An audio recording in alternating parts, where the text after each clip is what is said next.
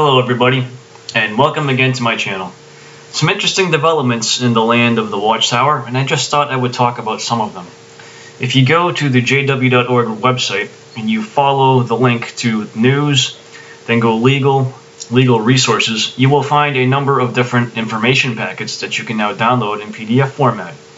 One of these is the Jehovah's Witnesses scripturally based positions on child protection. And they waste no time repeating their oft-repeated phrases that Jehovah's Witnesses abhor child abuse and view it as a crime. So this is a new statement. Now they finally view it as a crime, as it is. But we are often told that they abhor child abuse. So let's examine this, and I invite you to go to their website and download it for yourself and make your own personal examination and draw your own conclusions. So I'm going to just read a few of the things. Point number 4. In all cases, victims and their parents have the right to report an accusation of child abuse to the authorities. Therefore, victims, their parents, or anyone else who reports such an accusation to the elders are clearly informed by the elders that they have the right to report the matter to the authorities. Elders do not criticize anyone who chooses to make such a report. Well, so this is good. So the elders will no longer criticize you for obeying the law. It's about time they got that one through their heads. This has been their policy for a while. Whether or not all elders have followed it is another question, and that one I cannot answer. There are a number of elders within the organization that do whatever they see fit, as many who have been Jehovah's Witnesses no doubt know. So the official policy is that elders won't criticize you for reporting. In practice, it is very easy to find people who have gotten themselves into deep trouble for reporting. There are numerous news stories about these things happening. So their official policy and their actual practice may not always match. Point number 5 on their article. When elders learn of an accusation of child abuse, they immediately consult with the branch office of Jehovah's Witnesses to ensure compliance with child abuse reporting laws.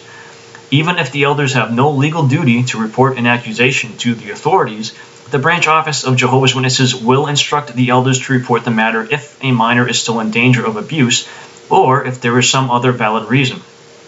Elders also ensure that the victim's parents are informed of an accusation of child abuse. If the alleged abuser is one of the victim's parents, the elders will inform the other parent. Okay, so let's break this apart just a little bit.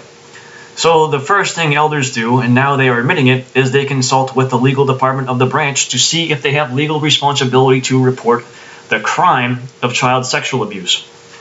Then it goes on to say even if they have no legal duty to report, they will report if the minor is still in danger of abuse.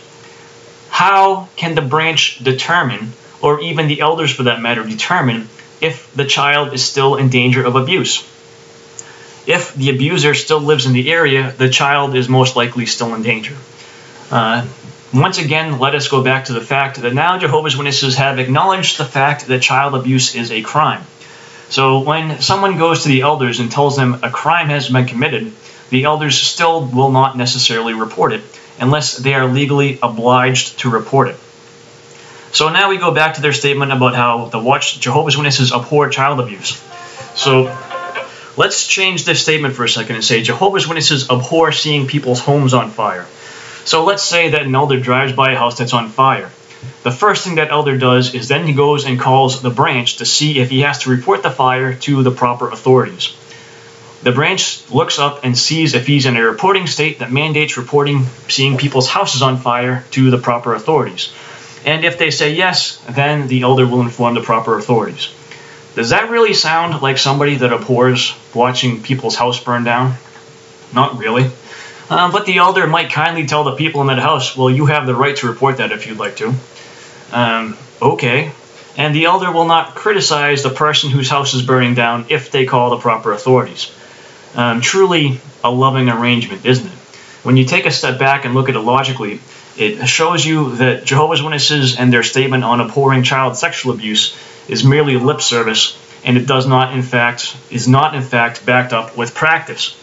If Jehovah's Witnesses abhorred child sexual abuse, now that they've acknowledged it's a crime, why is there not specific instruction for the elders to report the matter directly to police if they're informed of an allegation? The elders do not have the ability to investigate a crime. They are not trained to do so. They are not certified to do so. They do not have the legal permission to do so. So they acknowledge it's a crime, and yet they're still not sure they're going to report it. It really doesn't seem that they're backing up their statement that they abhor child abuse, does it? Now let's read point number 6. Parents have the primary responsibility for the protection, safety, and instruction of their children. Therefore, parents who are members of the congregation are encouraged to be vigilant in exercising their responsibility at all times and to do the following: have direct and active involvement in their children's lives, educate themselves and their children about abuse, encourage, promote, and maintain regular communication with their children. Jehovah's Witnesses publish an abundance of Bible-based information to assist parents to fulfill their responsibility to protect and instruct their children. And then there are some references to Watchtower literature. So here what we see is this organization that abhors child sexual abuse is basically saying, well, the parents are primarily responsible to make sure that the children are safe and we're not. But we're going to help them by printing literature that tells them how to identify these people. So the big problem here is that Jehovah's Witnesses are taught that elders are basically God's representative in their local congregation. And Jehovah's Witnesses are taught that the superior authorities, despite the fact that they're in charge of the governments and whatnot, that nonetheless they're still under the power of this current wicked system of things, which is headed by none other than Satan himself. Therefore, witnesses have a natural reluctance to go to the authorities with these matters. So when the Watchtower says that parents are primarily responsible to protect their children, the first thing parents are going to do in this case, when abuse happens within a congregation, is they are going to go to the elders, which is what they're instructed to do. The elders will then tell them, well, you have the right to report, but the elders are not necessarily going to report. And this is the modus operandi. This is probably a best case scenario. And how many elders are going to follow this counsel, this procedure? Well, that's another matter entirely. Because oftentimes, several elders treat their congregations like their own personal kingdoms, and they run it as they see fit, and they play favorites.